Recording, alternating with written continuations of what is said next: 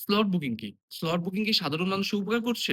নাকি slot booking দালালদের সুযোগ করে দিচ্ছে? তা জানাবো আজকের এই ভিডিওতে। হাই বন্ধুরা, আমি সম্পদ। আজকে আমি স্লট বুকিং সম্পর্কে বিস্তারিত বিষয় আপনাদের সামনে তুলে ধরব। স্লট বুকিং পূর্ব থেকে থাকলেও আমরা মূলত গত রবিবার থেকে টুরিস্ট ভিসার কার্যক্রম বাংলাদেশে চালু হওয়ার পর থেকে এই স্লট বুকিং আরো আনুষ্ঠানিকভাবে সকলের নজরে আসে। আসলে স্লট বুকিং হলো এমন একটা সিস্টেম যেটা আপনি পূর্ব থেকে ঠিক করে রাখবেন যে এমুক দিন আমি সেখানে উপস্থিত থাকবো। আমি যদি আরেকটু বাস্তবিক এক্সাম্পল এর সাথে তুলনা করি, সেটা হলো যেমন আমরা বিভিন্ন নামকরা ডাক্তারদের অ্যাপয়েন্টমেন্ট নিতে গেলে আমাদের পূর্ব থেকে ১ থেকে ২ দিন আগে বুকিং করে রাখতে হয় এবং বিভিন্ন নামকরা হোটেলে থাকতে গেলেও ১ থেকে ২ দিন আগে আমাদের বুকিং করে রাখতে হয়। এইটি মূলত on kind of slot booking এর মতো।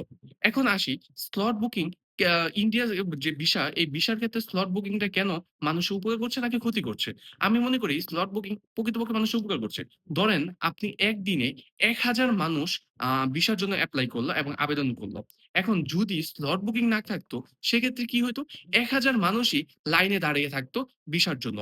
কিন্তু ভিসা সেন্টারে তো কর্মকর্তা খুবই সীমিত থাকে এবং তারা ১,০০০ মানুষ তো একদিনে সম্ভব আবেদনপত্র নিতে পারবে না। যার জন্য কি হবে? তারা হয়তো ২০০, ৩০০, ৪০০ জনের আবেদনপত্র নিবে। ধরুন আপনি সিরিয়াল নাম্বার ছিলেন ৫০১ নাম্বার।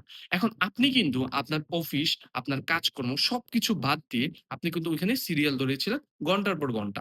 এবং দেখলেন একটা সময় পর ৩ থেকে ৪০০ জনের মাত্র আ তারা আবেদনপত্র নিতে পারছে।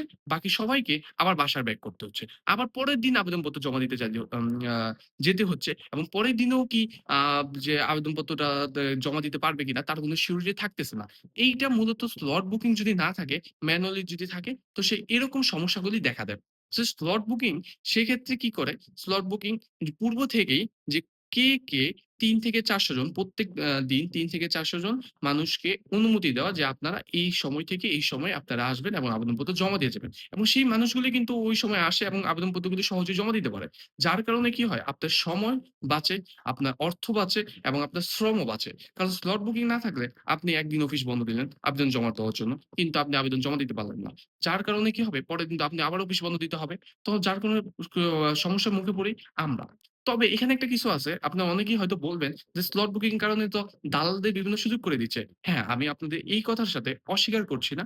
কারণ স্লট বুকিং এর সিস্টেম হওয়ার কারণে বিভিন্ন অসাধু দালালরা তারা মূলত কি করছে? বিভিন্ন কম্পিউটারাইজড সিস্টেমের মাধ্যমে স্লটগুলিকে পূর্ব থেকেই কম্পিউটারাইজড এর মাধ্যমে বন্ধ করে রাখছে।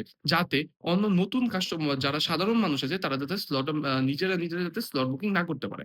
যার ফলে ওই স্লটগুলি তারা বিভিন্ন দাম ৫ থেকে ১০,০০০, ৬,০০০, ৭,০০০ দামে ওই স্লটগুলি তারা বিক্রি করছে মানুষের। এটা খুবই একটা আম আ নেতিবাচক একটা বিষয় এবং অসাধু যে ব্যবসায়ীরা আছে তারা মূলত এই কাজগুলি করতেছে। এখন আমি আজকে বিভিন্ন নিউজে দেখলাম যে ইন্ডিয়া থেকে বলা হয়েছে যে এই অসাধু উপায়ে যে ব্যবসায়ীরা আছে তাদের এই অসাধু অবলম্বন বন্ধ করার জন্য ইন্ডিয়া একটা নিয়ম চালু করছে। সেটা কি? সেটা হলো যে আচ্ছা আপনি ২ টা থেকে ৪ টার মধ্যে আবেদনপত্র সাবমিট করতে হবে এবং আপনাকে ৫ টার পর ঢুকতে হবে। আপনি ৫ টার আগে ঢুকে স্লট বুকিং দিতে পারবেন না। যেটা একটা পজিটিভ এই দালালদের কাছ থেকে সাধারণ মানুষকে রক্ষা করার জন্য মূলত ইন্ডিয়া ভিসা সেন্টার এই উদ্যোগটা নিছে। তো আমরা আশা করি তা আপনারা সবাই ক্লিয়ার হইছেন যে আসলে স্লট বুকিং ভোগান্তির কোনো কিছু না। স্লট বুকিং সাধারণ মানুষকে আরো জীবনযাপনকে আরো সহজ করে তুলছে।